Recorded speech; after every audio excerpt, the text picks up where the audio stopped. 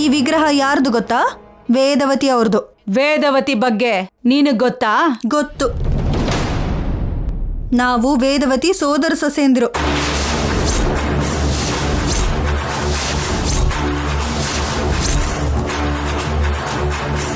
ನನ್ನ ತಂಗಿ ಅವನಿ ಯಾರೋ ಅಲ್ಲ, ಆ ಮನೆ ಚಿಕ್ಕ ಸೊಸೆ, ಅಂದ್ರೆ ಶ್ರೀಕರ್ ಹೆಂಡತಿ.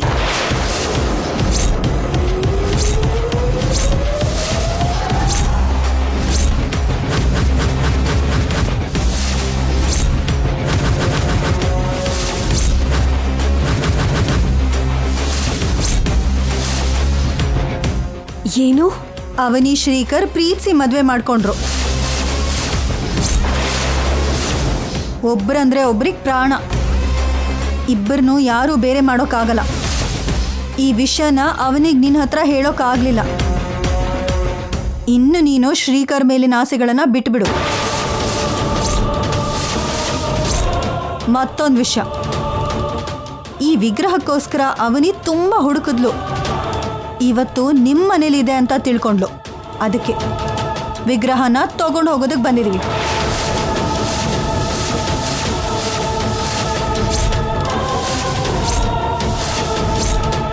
ಹೌದು ರುದ್ರಾಣಿಯವರೇ,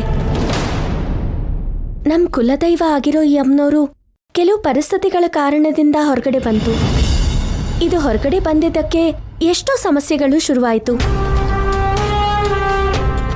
ಈಗ ನಿಮ್ಮ ಮನೇಲಿರೋದು ಪದ್ಧತಿ ಅಲ್ಲ, ನಮ್ಮ ಮನೇಲಿ ಮಾತ್ರನೇ ಇರಬೇಕು.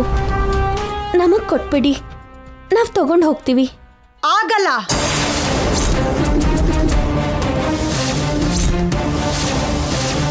ವಿಗ್ರಹ ಕೊಡಕ್ಕಾಗಲ್ಲ. ನನಗೂ ವೇದವತಿಗೂ ಮಧ್ಯೆ ಹಳೆ ಜಗಳ ಐತೆ. ಅದಕ್ಕೆ ವಿಗ್ರಹ ಕೊಡೋದಕ್ಕಾಗಲ್ಲ ಅಂತ ಹೇಳ್ತಿದ್ದೀನಿ. ಎಲ್ಲೋಡು, ನೀವೇನು ಶಾಕ್ ಮೇಲೆ ಶಾಕ್ ಕೊಡೋದು? ನಾವು ಕೊಡ್ತೀವಿ. ನನ್ನ ಮಗಳ ಮದುವೆ ಶ್ರೀಕರ್ ಜೊತೆನೆ ಆಗ್ತೈತೆ. ಹಾಗೆ ವಿಗ್ರಹನೂ ನನ್ನ ಮನೆಯಲ್ಲೇ ಇರುತ್ತೆ. ಮದ್ವೆ ಹೇಗ್ ನಡೆಯುತ್ತೆ ಅಂತ ಅನ್ಕೋತಿದ್ದೀರಾ? ಆಲ್ರೆಡಿ ನಮಗ್ ಮದ್ವೆ ಆಗೋಗಿದೆ ಅಂತ ಹೇಳ್ತಾ ಇದ್ದೀನಲ್ವಾ? ಆದ್ರೂ ಪರವಾಗಿಲ್ಲ, ಶ್ರೀಕರ್ಗೆ ಮದ್ವೆ ಆಗೋಗಿದೆ ಅಂತ ನನಗೆ ಇತ್ತೀಚೆಗೆ ಗೊತ್ತಾಯ್ತು. ಆದ್ರೂ ಸರಿ, ನನಗೆ ಶ್ರೀಕರೇ ಬೇಕು. ನನ್ ಕತ್ತಿಗೆ ತಾಳಿ ಕಟ್ದೋನು ನಿನ್ ಕತ್ತಿಗೆ ಇನ್ನೊಂದ್ಸಲ ಹೆಂಗ್ ಕಟ್ತಾನೆ? ನಾನು ಅವನ ಜೊತೆ ಸಪ್ತಪದಿ ತುಳ್ದಿರ್ಬೇಕಾದ್ರೆ ನಿನ್ನ ಹೇಗ್ ಮದ್ವೆ ಆಗ್ತಾನೆ? ನಮ್ ಸಂಬಂಧ ಯಾವತ್ತೋ ಶುರು ಆದ್ಮೇಲೆ ನಿನ್ ಜೊತೆ ಇನ್ನೊಂದ್ ಬಂಧ ಶುರು ಆಗತ್ತೆ ಅಂತ ಹೇಗ್ ಅನ್ಕೋತೀಯ? ನನ್ ಭಾವನ ಮರ್ತ್ಬಿಡು. ಮರೆಯಕ್ಕಾಗಲ್ಲ. ಹಳೇದನ್ನ ಬಿಟ್ಬಿಡು. ನಡೆಯಲ್ಲ. ಅವನ್ ನಿನಗೆ ಸಿಗೋದಿಲ್ಲ. ಸಿಗ್ತಾನೆ. ಅದು ನಿನ್ ದುರಾಸೆ. ಯಾಕಾಗತ್ತೆ? ನನ್ ಗಂಡ ನನ್ನ ಹತ್ರ ಬರ್ತಾನೆ ಅನ್ಕೊಳ್ಳೋದು ದುರಾಸೆ ಹೇಗಾಗತ್ತೆ? ಏಯ್, ನಿನ್ ಗಂಡನ? ನಿನಗೇನೋ ತಾಳಿ ಕಟ್ಟಿರೋ ಹಾಗೆ ನನ್ ಗಂಡ ಅಂತಿದ್ಯಲ್ಲ? ತಾಳಿ ಕಟ್ಟಿದ್ದ.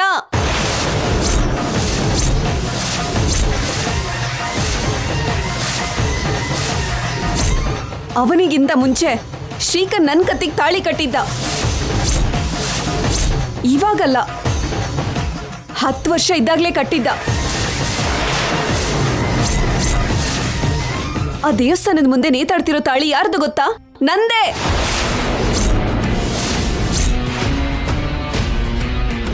ಶ್ರೀಕರ್ ನನ್ ಕುತ್ತಿಗೆ ಕಟ್ಟಿದ ತಾಳಿ ಅದೇ. ನಿನಗಿಂತ ಮುಂಚೆ ವೇದವತಿ ಅವ್ರ ಮನೆಗೆ ನಾನೇ ಚಿಕ್ಕ ಸೊಸೆ ಆಗೋಗಿದ್ದು.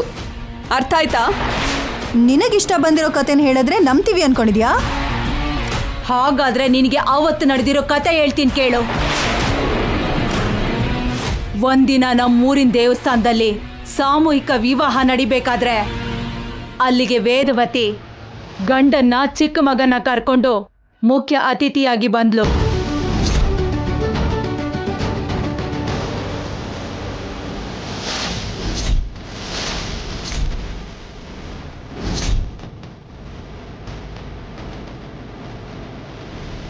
ಈ ಜೋಡಿ ಕೂಡ ಆಶೀರ್ವಾದ ಮಾಡಿ. ನನ್ನ ಮಗಳು ಯಾವ ಮನೇಲಿ ಕಾಲಿಡ್ತಾಳೋ ಆ ಮನೆಗೆ ಒಳ್ಳೇದಾಗತ್ತೆ, ಎಲ್ಲ ಸರಿ ಹೋಗತ್ತೆ. ನಮಗೆ ಬೇಕಾಗಿರೋ ಜಾತಕ ಅದಲ್ಲ. ಭರಣಿ ನಕ್ಷತ್ರ, ಮೇಷರಾಶಿ, 4ನೇ ಪಾದ, ಕಾರ್ತಿಕ ಮಾಸದ ಶುಕ್ರವಾರದ ದಿನ ಹುಟ್ಟಿರೋ ಹುಡುಗಿನೇ ನನ್ನ ಮನೆ ಸೊಸೆಯಾಗಿ ಬರಬೇಕು. ಆ ರೀತಿ ಜಾತಕ ಇಲ್ಲ ಅಂದ್ರೆ ನಾನು ಯಾವುದೇ ಕಾರಣಕ್ಕೂ ಹುಡುಗಿನ ಒಪ್ಕೊಳ್ಳೋದಿಲ್ಲ. ಮೊದಲ ತಾಳಿ ತೆಗೆದುಬಿಡು.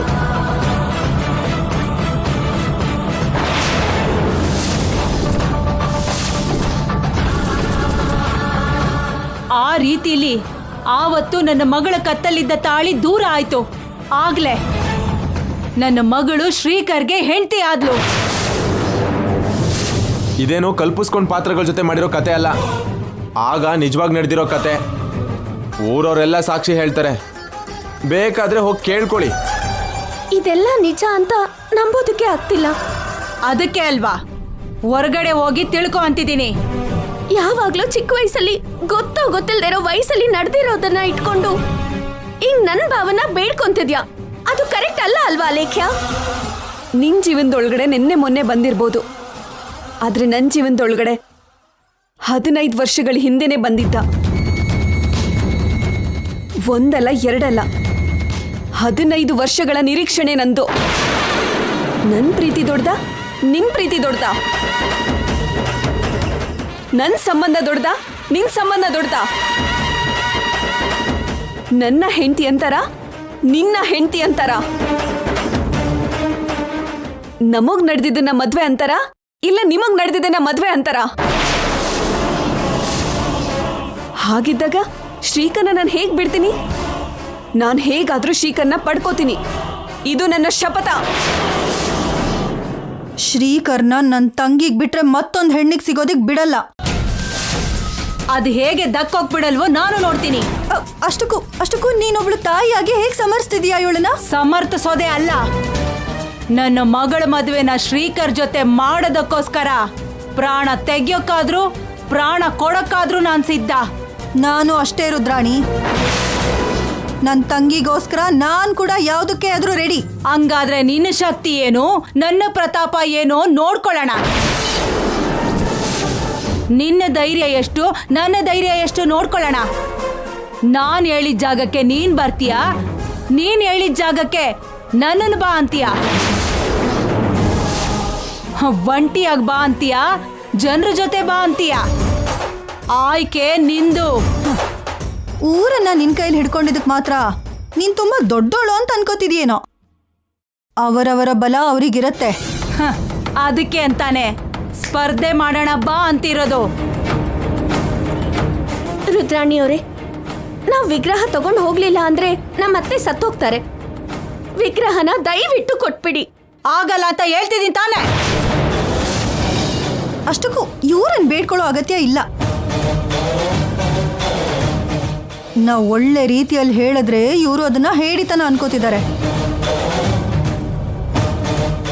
ವಿಗ್ರಹನ ನಾನು ತಗೊಂಡೇ ಇಲ್ಲಿಂದ ಹೋಗ್ತೀನಿ. ನಾನು ವಿಗ್ರಹ ಜೊತೆನೇ ಈ ಊರಿಂದ ಹೋಗ್ತೀನಿ. ಏನ್ ಮಾಡ್ತಾಳೋ ನೋಡೋಣ.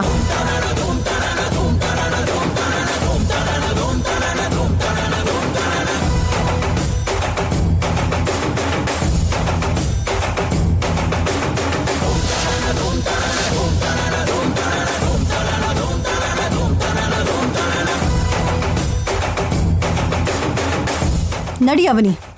ಅಮ್ಮ, ಏನಮ್ಮ ಹಾಗೆ ನೋಡ್ತಾ ನಿಂತಿದ್ಯಾ?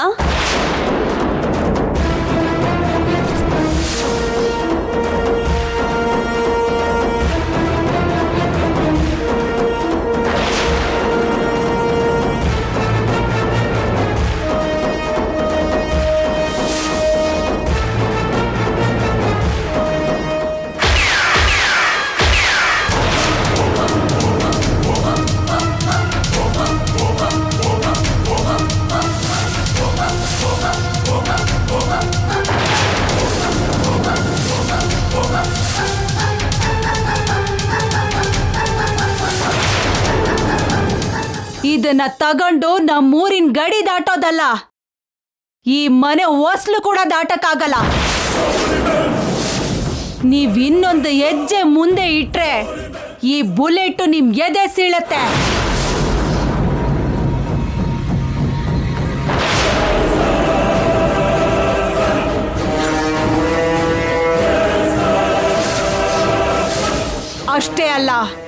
ನನ್ನ ಕಡೆಯವರು ನಿಮ್ಮನ್ ಸುಮ್ಮನೆ ಬಿಡಲ್ಲ. ಏ ನಾರಾಯಣ ಸೂರಿ ಬನ್ರ.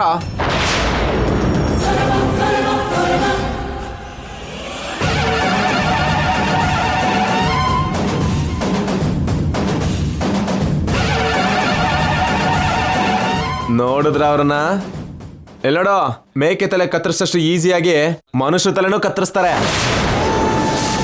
ಕೋಳಿನ ಪೀಸ್ ಪೀಸಂಗ್ ಕಟ್ ಮಾಡ್ದಂಗೆ ನಿಮ್ಮನ್ನು ತುಂಡ್ ತುಂಡಾಗಿ ಮಾಡ್ಬಿಡ್ತಾರೆ.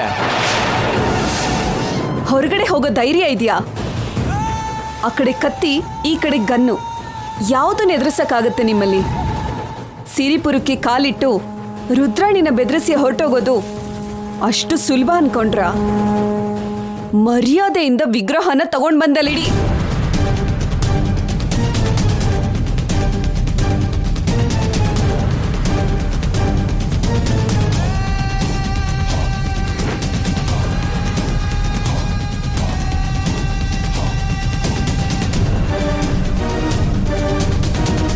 ಇದನ್ನ ತಗೊಂಡು ಹೋಗ್ಲಿಲ್ಲ ಅಂದ್ರೆ ನಮ್ಮತ್ತೆ ಪ್ರಾಣ ಹೋಗುತ್ತೆ. ಅರ್ಥ ಮಾಡ್ಕೊಳ್ಳಿ ರುದ್ರಾಣಿ ಅವರೇ. ಮೊದ್ಲು ಅಲ್ಲಿಡು. ಇಡು.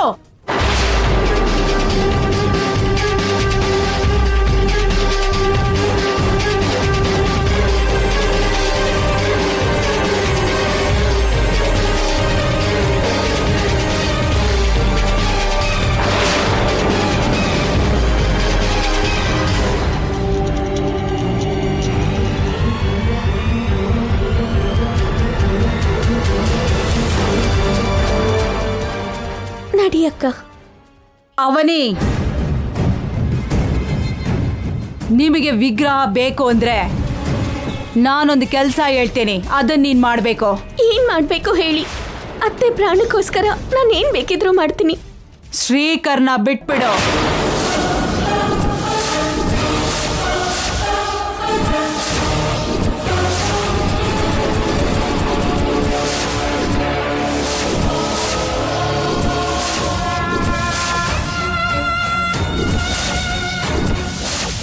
ಶ್ರೀಕರ್ ಅಲೇಖ್ಯ ಮದುವೆ ಮಾಡಿಸೋ. ಅವ್ರ ಮದುವೆ ಮಾಡಿಸ್ತೀನಿ ಅಂತ ನನಗೆ ಮಾತು ಕೊಡು. ವಿಗ್ರಹ ನೀನು ಕೊಟ್ಬಿಡ್ತೀನಿ.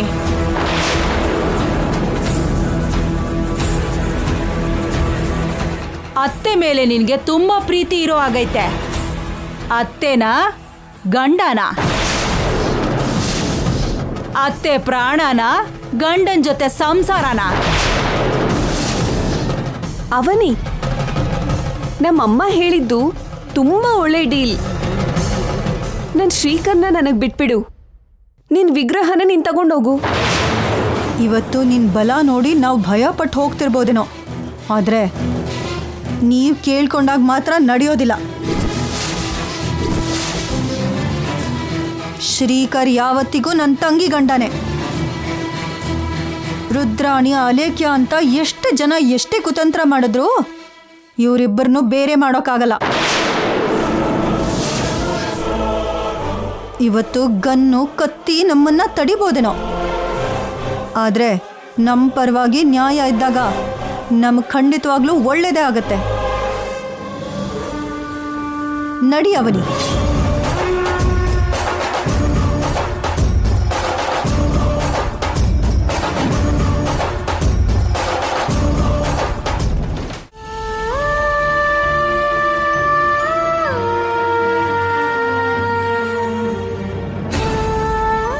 ನಾವ್ ಏನೋ ಒಂದು ಅನ್ಕೊಂಡ್ ಬಂದ್ರೆ ಇಲ್ಲಿ ಏನ್ ಹೀಗ್ ನಡೀತು? ಶ್ರೀಕರ್ ಚಿಕ್ಕ ವಯಸ್ಸಿನಲ್ಲಿ ಅಲೇಖ್ಯಾಗ್ ತಾಳಿ ಕಟ್ಟೋದಂದ್ರೇನು? ಈ ವಿಷಯ ವೇದವತಿ ಅತ್ತೆಗೆ ಗೊತ್ತಿದ್ರು ಕೂಡ ನಿನಗೆ ಹೇಳಿಲ್ಲ. ಆದ್ರೆ ಶ್ರೀಕರ್ ಆದ್ರೂ ನಿನ್ನ ಹತ್ರ ಹೇಳ್ಬೋದಿತ್ತಲ್ವಾ? ಅಲೇಖ್ಯ ಪಾವನ್ ಇಷ್ಟಪಡ್ತಿದ್ದಾಳೆ ಅನ್ನೋ ವಿಷಯ ನನಗೆ ಮೊದಲನೇ ಸಲ ಗೊತ್ತಾದಾಗ ಪಾವನ್ ಕೇಳ್ದೆ ಅಕ್ಕ. ಅಲೇಖ್ಯ ನನ್ನ ಹಿಂದೆ ಬಿದ್ದಿದ್ಲು ಅಂತ ಹೇಳಿದ್ನೇ ಹೊರತು ಚಿಕ್ಕ ವಯಸ್ಸಿನ ವಿಷಯಗಳು ಸರಿಯಾಗಿ ನೆನಪಿಲ್ಲ ಅಂತ ಹೇಳ್ದ. ನೆನಪಿಲ್ವಾ ಇಲ್ಲ ಸುಳ್ಳು ಹೇಳದ್ನಾ? ಭಾವ ನನ್ನ ಹತ್ರ ಸುಳ್ಳು ಹೇಳಲ್ಲ. ಏನೋ ಅವನಿ, ಒಂದೊಂದ್ ಸರಿ ಶ್ರೀಕರ್ ಕೂಡ ನನಗೆ ಅರ್ಥ ಆಗಲ್ಲ. ಊರವರಿಂದ ಅಲೇಖ್ಯಾಗೆ ಚಿಕ್ಕ ವಯಸ್ಸಿನಲ್ಲಿ ಮದ್ವೆ ಆಗಿದೆ ಅನ್ನೋ ವಿಷಯ ಗೊತ್ತಾಯ್ತು, ಆದ್ರೆ ಅದು ಭಾವನೇ ಅಂತ ನಾನು ಊಹಿಸಿರ್ಲಿಲ್ಲ ಅಕ್ಕ. ಅಲೇಖ್ಯ ಭಾವನ್ನ ಕಾಲೇಜ್ ದಿನಗಳಲ್ಲಿ ಮಾತ್ರ ಇಷ್ಟಪಟ್ಟಿದ್ಲು ಅನ್ಕೊಂಡೆ. ದೊಡ್ಡ ಕಷ್ಟಕ್ಕೆ ಸಿಕ್ಕಾಕೊಂಡಿರೋ ಹಾಗಿದೆ ನಿನ್ ಪರಿಸ್ಥಿತಿ. ಇವರು ಇಷ್ಟು ಹಠ ಮಾಡ್ತಿದ್ದಾರೆ. ವಿಗ್ರಹನ ಇವರಿಂದ ತಗೊಂಡು ಹೋಗೋದು ನಮ್ಮಿಂದ ಸಾಧ್ಯ ಆಗಲ್ಲ ಅನ್ನಿಸ್ತಾ ಇದೆ. ಅದಕ್ಕೆ ಈ ವಿಷಯನ ಅತ್ತೆ ಮಾವಂಗ್ ಹೇಳ್ಬಿಡ್ತೀನಿ. ಅತ್ತೆ ಮಾವ ನೋಡ್ಕೋತಾರೆ. ಹೇಳ್ಬೇಡ ಅವನಿ. ನಿಜ ಗೊತ್ತಾದ್ಮೇಲೆ ಹೇಳಿಲ್ಲ ಅಂದ್ರೆ ನಂದೇ ತಪ್ಪಾಗತ್ತೆ ಅಕ್ಕ. ನಿಜ ಹೇಳಿದ್ರೆ ನಿನ್ನನ್ನ ನೀನೇ ಬಲಿ ತಗೊಂಡಾಗತ್ತೆ. ಇಲ್ಲ ಅಕ್ಕ, ನಿಜಾನ ಹೇಳ್ಬೇಕು. ಯಾಕೆ ಅಂದ್ರೆ ಪೌರ್ಣಮಿಗೆ ಇನ್ನು ತುಂಬಾ ದಿನ ಇಲ್ಲ ಅಲ್ವಾ? ನಿನ್ ಕುಟುಂಬದ ಬಗ್ಗೆ ಒಳ್ಳೇದನ್ನೇ ಯೋಚಿಸ್ತಿರೋ ಹಾಗೆ ಅವರು ನಿನಗೆ ಒಳ್ಳೇದಾಗೋದ್ರ ಬಗ್ಗೆ ಯಾವತ್ತಾದ್ರೂ ಯೋಚನೆ ಮಾಡಿದಾರಾ? ಅದಕ್ಕೆ ಹೇಳ್ಬೇಡ. ಮಧ್ಯದಲ್ಲಿ ಅತ್ತೆ ಪ್ರಾಣ ಇದೆ ಅಕ್ಕ. ಅತ್ತೆ ಪ್ರಾಣ ಜೊತೆ ಆಟ ಆಡಬಾರ್ದು ಅಲ್ವಾ? ಅದಕ್ಕೆ ಹೇಳ್ಬಿಡ್ತೀನಿ. ಅಯ್ಯೋ ದಡ್ಡಿ, ನಾನು ಯಾಕೆ ಹೇಳ್ತಿದ್ದೀನೋ ಅದನ್ನ ಅರ್ಥ ಮಾಡ್ಕೊ. ವಿಗ್ರಹ ಇಲ್ಲಿದೆ ಅಂತ ಗೊತ್ತಾಯ್ತು ಅಂದ್ರೆ ಅತ್ತೆ ಮಾವ ಇಲ್ಲಿಗೆ ಬರ್ತಾರೆ. ರುದ್ರಾಣಿ ಶ್ರೀಕರ್ನ ಕೇಳ್ತಾಳೆ, ನೀನ್ ಹೆಚ್ಚ ವಿಗ್ರಹ ಹೆಚ್ಚ ಅಂತ ಕೇಳಿದ್ರೆ ವಿಗ್ರಹನೇ ಹೆಚ್ಚು ಅಂತ ಹೇಳ್ತಾರೆ ಹೊರತು ನೀನ್ ಹೆಚ್ಚು ಅಂತ ನಿಮ್ಮ ಅತ್ತೆ ಮಾವ ಹೇಳಲ್ಲ. ವಿಗ್ರಹಕ್ಕೋಸ್ಕರ ನಿನ್ನ ತ್ಯಾಗ ಮಾಡು ಅಂತಾರೆ ಹೊರತು ನಿನಗೋಸ್ಕರ ವಿಗ್ರಹನ ತ್ಯಾಗ ಮಾಡಲ್ಲ. ನಿನ್ನ ದೂರ ಮಾಡ್ಬಿಡ್ತಾರೆ. ಶ್ರೀಕರ್ನ ಅಲಿಖ್ಯಾಗಿ ಕೊಟ್ಟು ಮದುವೆ ಮಾಡ್ತಾರೆ. ಯಾಕಂದ್ರೆ ವೇದವತಿಗೆ ಮರ್ಯಾದೆ ಮುಖ್ಯ, ಗೌರವನೇ ಮುಖ್ಯ. ಅಲ್ಲಿ ಹತ್ತೂರಿನ ಕ್ಷೇಮ ಮುಖ್ಯ. ನಿಜ ಹೇಳ್ದೆ ಅಂದ್ರೆ ನಿನ್ನ ನಿರ್ದಾಕ್ಷಿಣ್ಯವಾಗಿ ಹೊರಗಡೆ ಹಾಕ್ತಾರೆ. ನಿನ್ ಸಂಸಾರನ ನೀನೇ ಹಾಳು ಮಾಡ್ಕೋಬೇಡ. ಅವಸರ ಪಟ್ಟು ನಿಜಾನ್ ಹೇಳ್ಬೇಡ. ನೀನು ನನ್ನ ಬಗ್ಗೆ ಚೆನ್ನಾಗಿ ಯೋಚನೆ ಮಾಡ್ತಿದ್ಯಾ. ಮತ್ತೆ ಅತ್ತೆ ಪರಿಸ್ಥಿತಿ ಏನು? ಅಮ್ಮನವ್ರ ಆಶೀರ್ವಾದ ನಿನಗಿರತ್ತೆ ಅಂತ ಅನ್ಕೋತೀನಿ.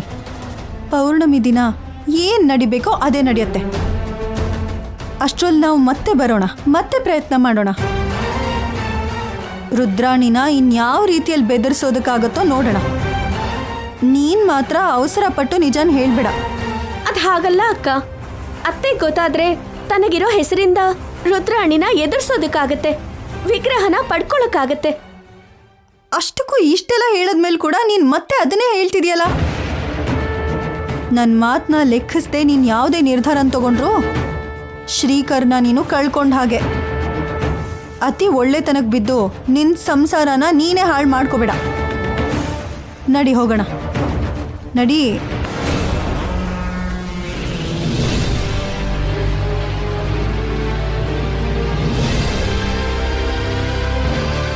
ಯಾಕಮ್ಮ ಇಷ್ಟ ಆತಂಕ ಮಾಡ್ಕೊಂಡಿದ್ಯಾ?